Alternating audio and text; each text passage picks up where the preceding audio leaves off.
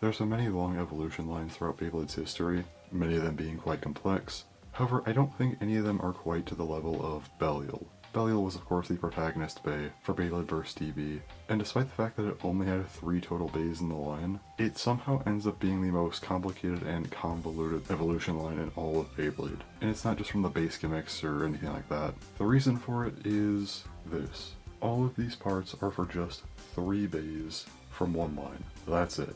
And all of this was needed. I have done a video like this quite a few years ago at this point, however that video was very bloated and also performed terribly, so I feel like it's a fair topic to revisit. Anyway, let's just go part by part and look at everything from this line. So first up we have the Belial core. Should probably mention that I'm not going to go super in depth on every single part, we'd be here forever, so I'll try and keep things moving. The Belial core is very basic, has good teeth, and that's really all there is to it. The 2 armor is also very basic. Basically just the introduction to armors in Beyblade Burst DB. The Dynamite Blade is a 3-sided attack blade. It's not a very aggressive shape, and again, it's very basic. The Nexus disc is our first DB disc, accommodates the high and low mode stuff for Beyblade vs. DB. Very basic, and clearly had something missing about it. Then there's Venture, a basic flat with a rubber ring around it, nothing too crazy about it. And that's basically just what Dynamite Belial was. A very basic attack type, and the first bay in DB that was meant to introduce the line. However, after this point, they weren't known this bay. Instead, they released gears, and that is what made Belial, well, Belial. The first gear we got was F gear. Aside from just making the Dynamite Blade feel a bit more complete, it added 3 points of rubber. Then after that, we got V gear. V gear did a lot for Venture. Added more weight to the driver, gave it more life after death with a rounder shape, changed how fast it could go around the stadium, and even changed its pattern, as V gear kind of tripped up on the Tornado Ridge quite often, allowing the bay to move a bit more erratically. Also, adding V-Gear to Venture did give Venture a tighter burst lock, which is pretty noteworthy as well. Then we get to something that wasn't a gear, but was another piece released for Belial. Kind of. That was the Devil Blade. It was a very slight retool and basically just a recolor, but it's clearly modeled after Belial, and is at least worth noting in this video. Going back to gears, we have S gear. S gear could be positioned in one of 2 ways on the Nexus disc. The first way was to make it stationary, and was meant to act as supplementary contact points to the blade. While flipping it over, S gear now free spin, making Nexus a bit more defensive in a sense, as that's what free spin was typically associated with. And lastly, we had L gear. L gear fully replaced the 2 armor on Dynamite Belial, and gave it an armor that was meant to pair better with its shape, while also being unusually heavy for an armor. This was at the trade-off though of being locked permanently in high mode as long as you used L gear. Not ideal, but considering how L gear worked for Dynamite, it's a fair trade-off. It's quite a bit to add to one bay. It makes this basic early DB bay go from this to this. This is known as the perfect gear set and completely transformed Dynamite Belial. This was quite possibly one of the most insane bays we had ever gotten in Beyblade, if not the most insane, just for how the setup for this thing is. It turned a bland bay into something absolutely over the top. And they weren't done, as after adding all of these gears to Belial, they next wanted to evolve Belial itself. That was in the form of Dangerous Belial. And first up is the Belial 2 core. It looks fully different, and does have similar teeth, however it does have the burst stopper there, which is a pretty huge buff to Belial. It also reuses the 2 armor and base, which makes sense as you're probably going to swap this out for L gear anyway.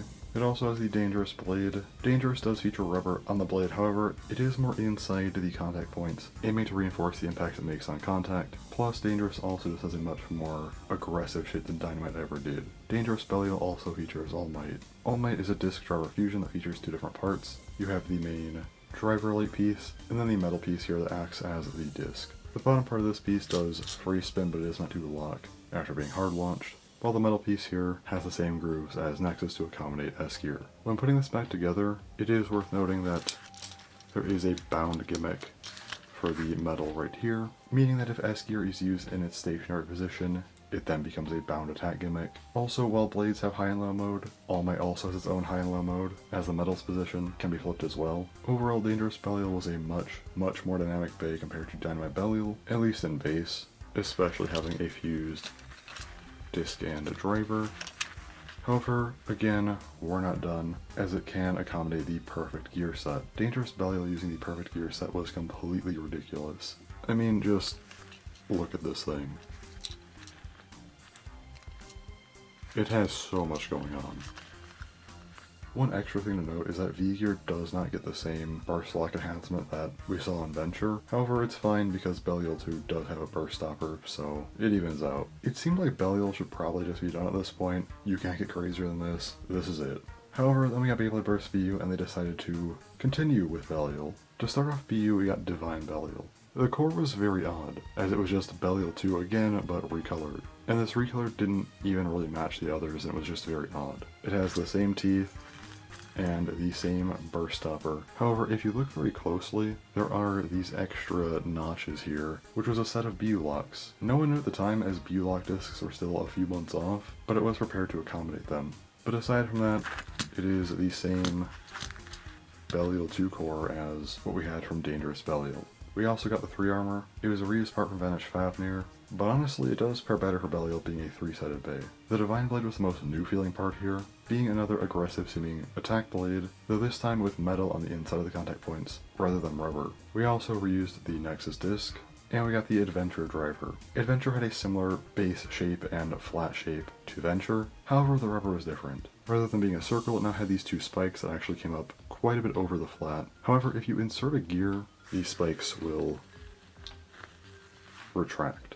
Overall, Divine Belial just seemed like a massive downgrade. I mean, I could also use the perfect gear set like the other 2, which does make it pretty crazy, but I don't think it really needs that since we already have Dangerous Belial. However, they then announced the ultimate gear set. They started with D gear, which is used for Nexus and also could be cross-compatible with All Might as well. Once on the disc, it could rotate 50 degrees, effectively being a double strike concept. Then we got A gear. A gear had 2 different modes, depending on orientation. One was meant to pair with the contact points to make stronger attacks, and the other was offset to make the blade a bit more round, making the blade a bit more defensive, and this was exclusive to Divine. Then we got the Belial 3 core. I have no idea why they didn't just start with this, but it came out eventually, had a new design, had the colors you'd expect for Belial as well. And then flipping it over, it does continue the trend of having a burst stopper, also had better locks, and also had a set of BU locks as well. Really, it was just nice to actually see Belial 3 exist. We also had a 2-part armor in H gear, with a plastic piece and a metal piece. Unlike with L gear, this could be used in high mode or low mode, although high mode did give extra burst resistance, low mode did not, but again, I'd say it's a fair trade-off. And for the last gear we have VS gear. VS gear is very similar to V gear. It's a bit larger though. Also has this free spinning kind of plastic piece on the outside, doesn't really do a whole lot, but it is there. It kind of just does what V-Gear does, but I guess to a higher extent you could say. Also could only be used on Venture and Adventure, and as such, also does have the burst lock enhancement like V-Gear. So all of this takes Divine Belial from what was a pretty underwhelming bay, if we're being honest, to this. Yeah, this is a pretty wild upgrade. First up, Belial 3 does match so much better than the Belial 2 core we got from Divine. And also, the gears are pretty crazy in this one. Already saw what they did, but putting them all together makes it look like this, and it's a pretty wild looking bay. It's kind of crazy that all this was just for 3 bays in one line. Like, there's a ton here, but that's just how Belial was. I mean, it was the last protagonist to burst, at least from the Takarome side of things, and they really, really wanted to go out in a special way, and they did. I mean, this is probably the most dynamic protagonist they've ever had. I mean, sure, you've had some individual bays that are crazy, like Imperial Dragon's wild, but that was a one-off in the entire Dragon line. The other bays are nowhere near as crazy. Every single Belial, all 3 of them, they have the gears and are wild. It's been a while since burst has been done, so I figured now's a decent time to talk about it, so here we are. Anyway, that's really all I got, so thanks for watching, and bye-bye.